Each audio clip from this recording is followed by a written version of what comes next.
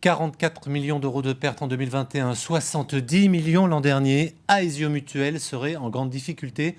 Selon sa direction, elle envisage d'importants licenciements dans notre région, à Privas, à Saint-Étienne ou encore à Bourg-en-Bresse, où le maire s'étonne de ce plan de restructuration qu'il juge assez brutal.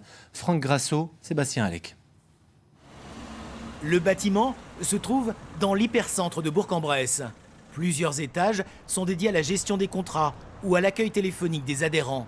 73 personnes travaillent pour Aesio, la 3e mutuelle santé de France. Mais une restructuration prévoit de supprimer cette antenne au nom du plan Élan.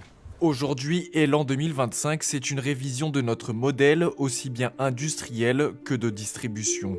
Nous avons actuellement 44 sites en France et nous avons l'ambition d'être positionnés sur 12 villes. Donc, cela conduit à une rationalisation du nombre de sites. À terme, il ne restera plus ici qu'un guichet pour répondre aux usagers. Les postes sont supprimés ou les salariés poussés à la mobilité. En attendant, chacun est invité à se taire. En réunion, consigne a été donnée de ne pas parler à la presse. Une syndicaliste sort du silence. La société perd de l'argent, donc c'est vrai qu'on a des résultats financiers qui sont négatifs. Pour autant, on vient de fusionner, donc on fait de gros investissements, notamment pour harmoniser les systèmes d'information actuellement.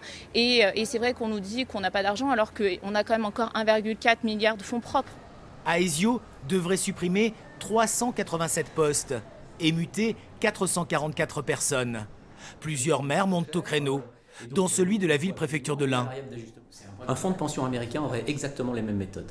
Et on ne peut pas se mettre en avant toutes ces valeurs mutualistes, humanistes, collectives, à but non lucratif, et se comporter comme un fonds de pension américain. Jean-François Debat a écrit au directeur général d'Aesio, en tant que maire et comme vice-président des villes de France, car la fermeture des implantations de la mutuelle impacte une trentaine de cités.